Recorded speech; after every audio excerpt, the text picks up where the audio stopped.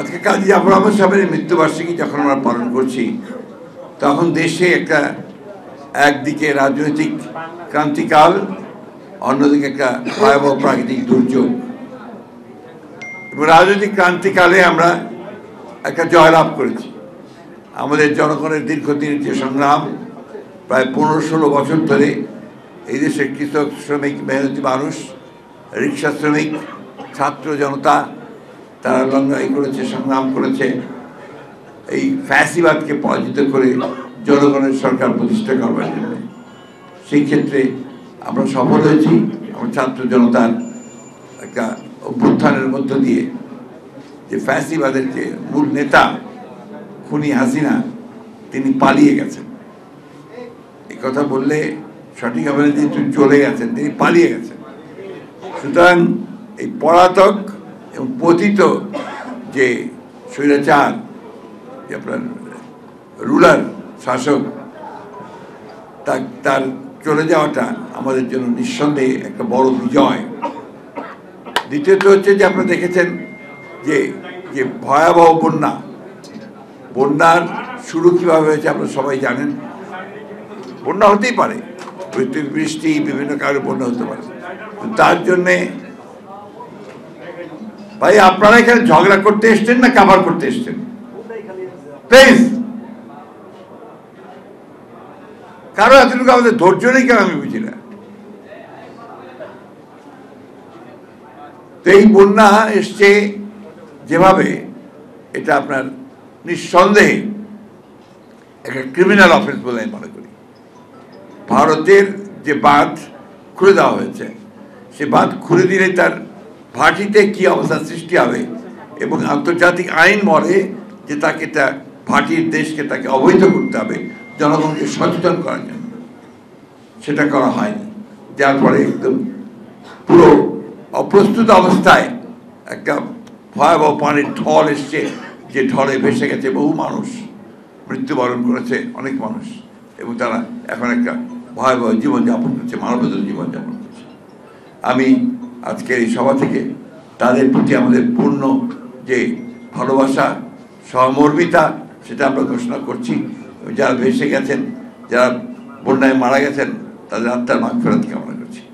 আমরা কাজী জাফর আহমদ সাহেবকে যারা ব্যক্তিগতভাবে চিনি, জানি, যারা তার সঙ্গে রাজনীতি করার সুযোগ হয়েছে, আমার চাইতে জামাল ভাইয়ের অনেক বেশি সুযোগ হয়েছে। আপনারা যারা তার দল করেছেন তারা অনেক বেশি সুযোগ পেয়েছেন। আমি আমার ছাত্র জীবনে কাজী জাফর আহমদকে আমি পেয়েছি। সেই পাওয়াটা কিছুটা নাটকীয় বলা যেতে পারে। আমি তার নাম শুনতাম এই জন্যে যে আমার পরিবারের অনেকেই ছিলেন যারা বাম রাজনীতি করতেন। তার মধ্যে একজন ছিলেন, যার ডাক্তার ছিল ছোটি সাহেব, ছোটি, ছিল নুরুল হুদা কাদের বক্স। তিনি আমার আব্বার ছোট ভাই ছিলেন। তো তার মুখে কাজী জাফর আহমদের কথা মাঝে মাঝে শুনেছি। কাজী জাফর আহমদকে প্রথম যখন দেখি, সেটা হচ্ছে আপনার, আমি এই কথা একটু বলতে চাই যে তার যে ক্ষমতা, সেই ক্ষমতার কথা। আমরা তখন ইতিমধ্যে ছাত্র ইউনিয়নের সঙ্গে সংযুক্ত হয়েছি ঢাকা বিশ্ববিদ্যালয়ে এসে। জাফর ভাইকে তখন দেখার সুযোগ হয়নি, তিনি কারাগারে ছিলেন। তিনি তখন ছাত্র নেতা ছিলেন না, তখন মোস্তফা জামাল হায়দার নেতা। তিনি তখন শ্রমিক রাজনীতির সঙ্গে যুক্ত হয়েছেন মৌলানা ভাসানীর নির্দেশে। কারাগার থেকে বেরিয়ে এসে তিনি ঢাকা বিশ্ববিদ্যালয়ের সায়েন্স অ্যানেক্সে একটা বক্তব্য রাখবেন। আমরা এই কথা শুনে, আমরা ফার্স্ট ইয়ারে আছি, আমরা গেলাম। আমাদের সঙ্গে নটরডেম কলেজের প্রায় 21 জন ছাত্র, তারাও গেল তার বক্তৃতা শুনতে। নটরডেম কলেজের ছেলেরা কিন্তু আমরা রাজনীতি করতো না, তারা একটু, আমরা তখন তাদেরকে বলতাম যে সারা একটু ট্যাশ জাতীয়, অর্থাৎ তখনকার দিনে ট্রেন পাইপ, ট্রাউজার পরতো, আপনার ইংরেজিতে কথা বলতো, অত্যন্ত মেধাবী ছাত্ররা ছিল, তারা রাজনীতির কাছেও যেত না, আর বাম রাজনীতি তো নয়ই। তো আমরা যখন গেলাম ওখানে, যাওয়ার পরে উনি বক্তৃতা শুরু করলেন। প্রায় 1.5 ঘন্টা বক্তৃতা করলেন। তার 1.5 ঘন্টা বক্তৃতায় আমরা মন্ত্রমুগ্ধ হয়ে গেল। এবং ওই যে ছাত্ররা, যারা আপনার অত্যন্ত মেধাবী ছাত্র, যারা আপনার বাংলা টাংলাও কম বলতো, তারা কাজী জাফরের একদভক্ত হয়ে গেল। ওইখানেই তারা বললো যে আমরা ছাত্র ইউনিয়নে যোগ দেব। এই যে আপনার তার একটা অদ্ভুত ক্ষমতা ছিল, বাগ্মিতা ছিল, এবং মানুষকে আপনার আকর্ষণ করবার তার যে ক্ষমতা, এটা কাজী জাফরের মধ্যে সত্যি এটা অসাধারণ। আজকাল নেতাদের মধ্যে সেটা খুব কম দেখা যায়। তিনি যখন বক্তৃতা করতেন তখন মনে হতো যে আসলেও আপনার একজন বোধহয় একজন বিখ্যাত অরেটর একজন বক্তৃতা করছেন। যাই হোক, সেই কাজী জাফর তার রাজনৈতিক জীবনেও কিন্তু আপনার একজন সত্যিকার অর্থে একটা রহস্য পুরুষ ছিলেন বলা যায়। রহস্য পুরুষ বলে এই জন্যে যে তিনি যখন শ্রমিক রাজনীতি করেছেন তখন কিন্তু তিনি একেবারে ওইখানেই তিনি কিন্তু অবিসংবাদী নেতা হয়েছেন টুঙ্গিতে, এবং শ্রমিক রাজনীতিতে মিশে গেছেন। পরবর্তীকালে তিনি যখন গণতান্ত্রিক রাজনীতিতে পুরোপুরি এসছেন সেখানেও তিনি তার ভূমিকা পরিপূর্ণভাবে রেখেছেন। আপনারা সবাই জানেন, আমি সেই ইতিহাস বলতে চাই না। শেষের দিকে একদম যখন তিনি জাতীয় পার্টিতে আছেন এবং আমরা যখন আপনার আন্দোলন করছি আমাদের খাদিজের নেতৃত্বে এরশাদের বিরুদ্ধে, তখন আওয়ামী লীগের বিরুদ্ধে ইতিমধ্যে আন্দোলন শুরু হয়েছে, এরশাদ তখন অপোজিশনে এসছেন। সেই সময়ে জাফর ভাইয়ের সঙ্গে আবার আমি দেখা করি। দেখা করে তাকে আমি অনুরোধ করি আমার নেত্রীর নির্দেশে যে আপনি জাতীয় পার্টি, এরশাদের জাতীয় পার্টি ছেড়ে আপনি জনগণের কাতারে আসেন আমাদের সঙ্গে। তখন 14 আন্দোলনের আগে মনে আছে আপনাদের, তাই না? এবং আমরা শুনলে অবাক হবেন যে কাজী জাফর তখন যখন ম্যাডামের সাথে দেখা করতে নিয়ে যাবো রাতে গোপনে, আমি যখন যে বাসা থেকে তাকে নিয়ে যাবো সে বাসায় গেলাম, এদিকে যে এক ভদ্রলোক বসে আছেন সবার মধ্যে, তাকে আমি চিনতে পারি না। তিনি আপনার একজন অত্যন্ত বড় একজন আলেমের বেশধারী একজন ভদ্রলোক বসে আছেন, এই দাড়ি, মাথায় আপনার চমৎকার টুপি, একটা আচকান পরা। আমি যখন গেলাম দেখে মুচকি মুচকি হাসছেন, চিনতে পারিনি। আবদুল্লাহ ভাই ছিলেন, আবদুল্লাহ ভাইয়ের বাসায়, আবদুল্লাহ ভাইয়ের বাসায়। তো ওইখানে আপনার যে ভদ্রলোক কে চিনতে পারলেন না, তো তাহলে আমার মেকআপ ঠিক আছে। অর্থাৎ তিনি যাবেন ম্যাডামের সাথে দেখা করতে, যেহেতু প্রকাশ্যে যাওয়া তার জন্য একেবারেই নিরাপদ নয়, আমাদের জন্য নিরাপদ নয়, ওই জন্য উনি মেকআপ নিয়েছেন। মেকআপটা নিয়েছে আবার একদম এফডিসির মেকআপ ম্যান, যে বিখ্যাত ন্যাশনাল অ্যাওয়ার্ড পাওয়া মেকআপ ম্যান। আমি কথা এই জন্য বললাম যে এই ছিলেন কাজী জাফর, এবং তাকে নিয়ে আমি ম্যাডামের কাছে যাই। ম্যাডামও প্রথমে তাকে চিনতে পারেননি, উনি ভাবলেন যে আমি আবার কাকে নিয়ে আসলাম। তো যাই হোক, এভাবে শুরু হলো নতুন অধ্যায়। তিনি জাতীয় পার্টিতে থাকলেন, জাতীয় পার্টি চেষ্টা করলেন এরশাদ সাহেব সহ আপনার এই আওয়ামী বিরোধী আন্দোলনের 14 সালে আপনার আসা এবং নির্বাচন বর্জনের সিদ্ধান্ত নেওয়ার জন্য। শেষ পর্যন্ত যখন তিনি পারলেন না একেবারে, তখন মনে হচ্ছে এই আন্দোলন, এই প্রেস ক্লাবেই এখানে তিনি নতুন জাতীয় পার্টি গঠন করতেন, এই প্রেস ক্লাবে, তাই না? এই প্রেস ক্লাবে তিনি নতুন জাতীয় পার্টি গঠন করলেন এবং আমাকে তিনি বললেন যে আমি আমার জীবনের শেষ সময়গুলো জনগণের জন্য কাজ করতে চাই, জনগণের পক্ষে থাকতে। এই সারা জীবন জনগণের পক্ষে ছিলেন তিনি, সারা জীবনই জনগণের পক্ষে ছিলেন।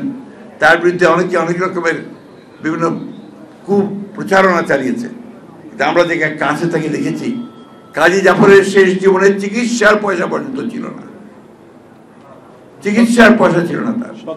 সেই সৎ একনিষ্ঠ গণমানুষের নেতা, তাকে কখন করা যাবে না। আমি তাকে শ্রদ্ধা করে স্মরণ করছি। কাজী জাফর সাহেব আমাদের একটা জিনিস শিখিয়ে দিয়ে গিয়েছিলেন, সেটা হচ্ছে সবসময় সত্যের পথে থাকবে, জনগণের সঙ্গে থাকবে, এবং জনগণই তোমাকে বলে দেবে যে কোনটা সঠিক। এটা মাসুদুর একটা বিখ্যাত উক্তি আছে, মাসুদুর একটা বিখ্যাত উক্তি আছে। তিনি সবসময় বলতেন, when there is a crisis, then go to the people, learn from them, and then try to implement it.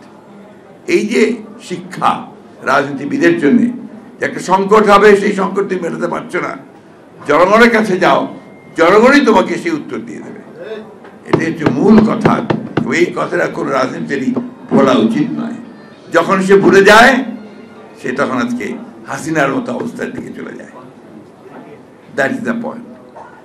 বন্ধুগণ, আমরা আরেকটা সংকটে আছি বলেছি, আমি থেকে সংকট বলবো না, বলছি একটা ক্রান্তিকালে আছি।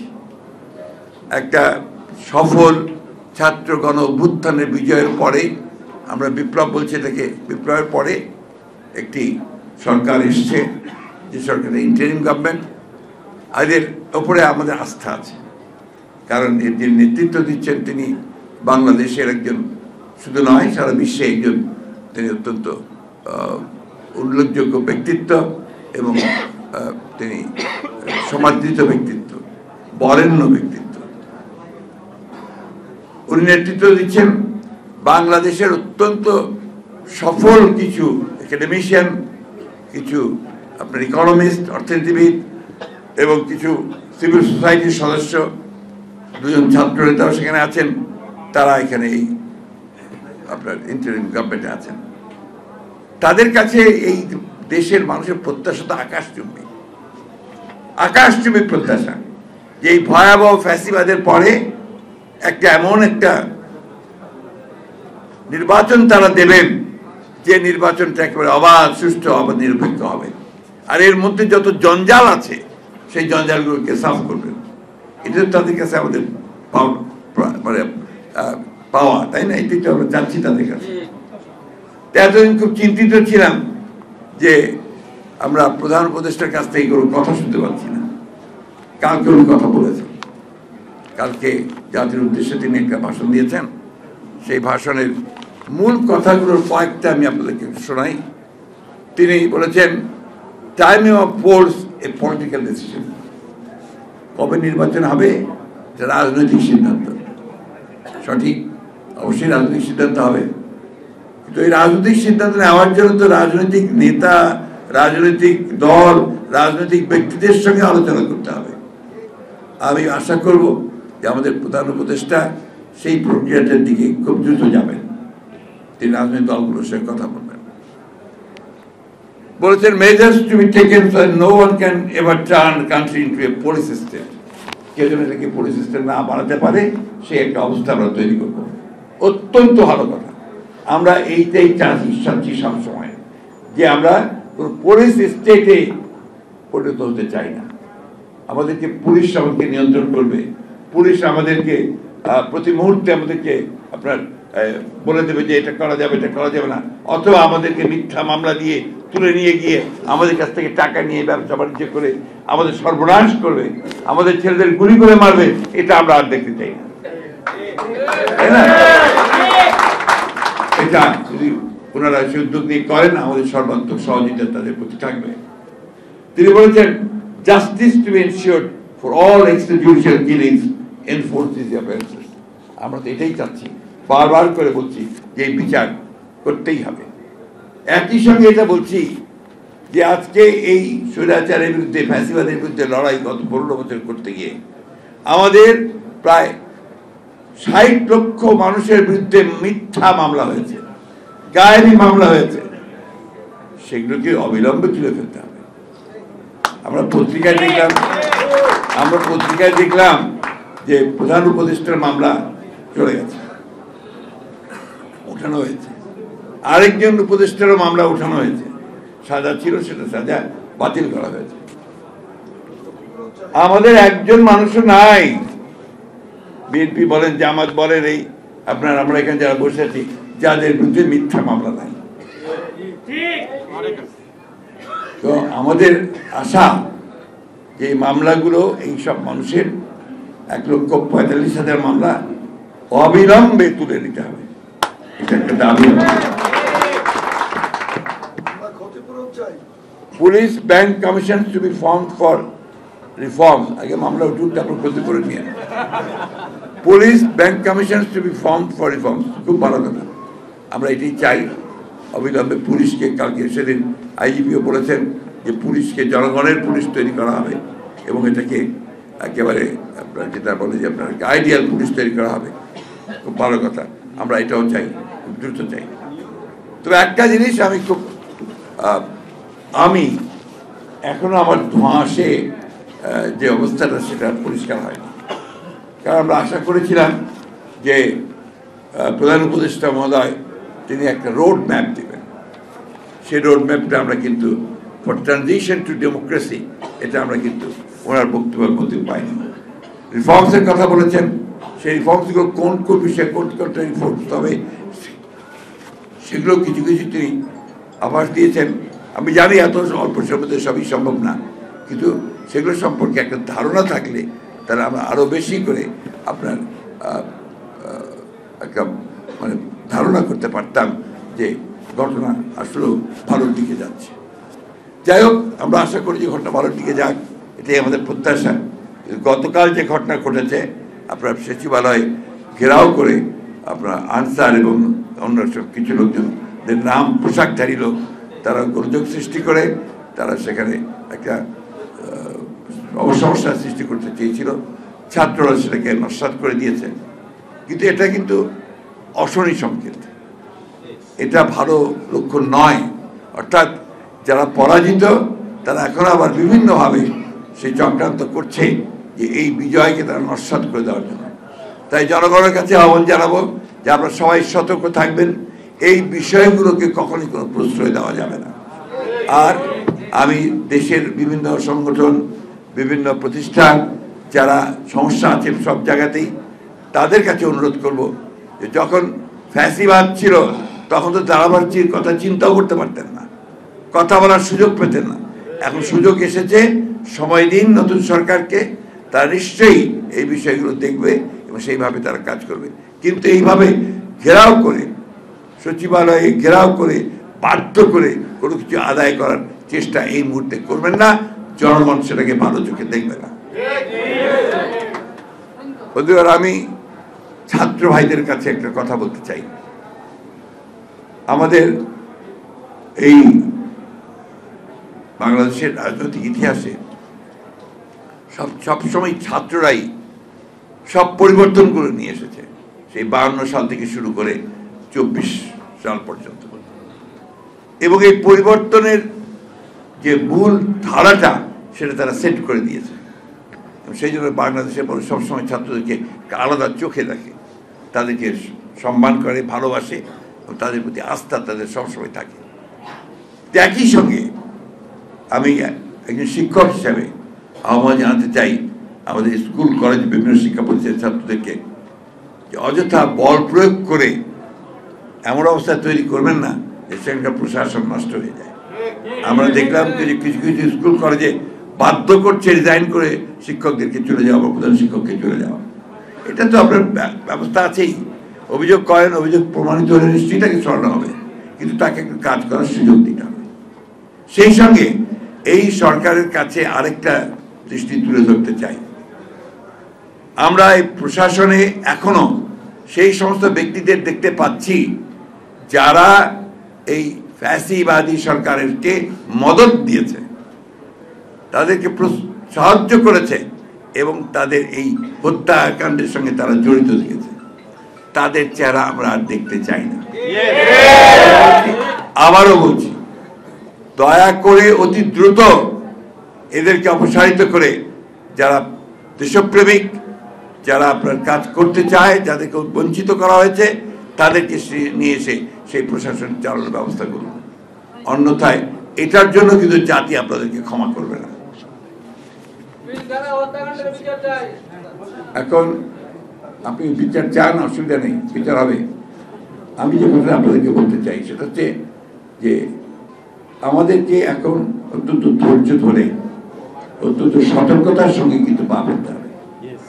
যে সরকার এসেছে, এই সরকার অবশ্যই কাজ করার জন্য এসেছে, সেই কাজ করার সুযোগ তাদেরকে দিতে হবে। এই কথা আমরা বারবার বলছি যে আমরা যৌক্তিক সময় অবশ্যই তাদেরকে দিতে চাই। এবং নির্বাচন ছাড়া তো কোনো সম্ভব নয়, নির্বাচন হতেই হবে। নির্বাচনটা যেন সুষ্ঠু অবাধ নিরপেক্ষ হয়, সবাই যেন ভোট দিতে পারে এবং এই নির্বাচনের ফলে এমন একটা অবস্থা তৈরি না হয় যে আবার সে আগের অবস্থা ফিরে আসে, তাহলে সেটা আমরা কখনোই জনগণ মেনে নেবে না। সেই জন্যই ধৈর্য ধরে আমরা অপেক্ষা করছি, জনগণ অপেক্ষা করছি, কিন্তু সেটা অবশ্যই একটা যৌক্তিক সময় পর্যন্ত হতে হবে। আমি বিশ্বাস করি যে সেই যৌক্তিক সময়ের মধ্যে অবশ্যই একটা সুষ্ঠু অবাধ নির্বাচন হবে, জনগণের সরকার প্রতিষ্ঠা হবে, এটা আমরা বিশ্বাস করি। আমরা কাজী জাফর আহমদ সাহেবের প্রতি আবার আমার গভীর শ্রদ্ধা নিবেদন করছি। আল্লাহ তাকে বেহেশত নসিব করুক এবং জাতীয় পার্টি এই আন্দোলনে যেভাবে শরিক হয়েছে তা আরও শক্তিশালী হোক এই কামনা করে বক্তব্য শেষ।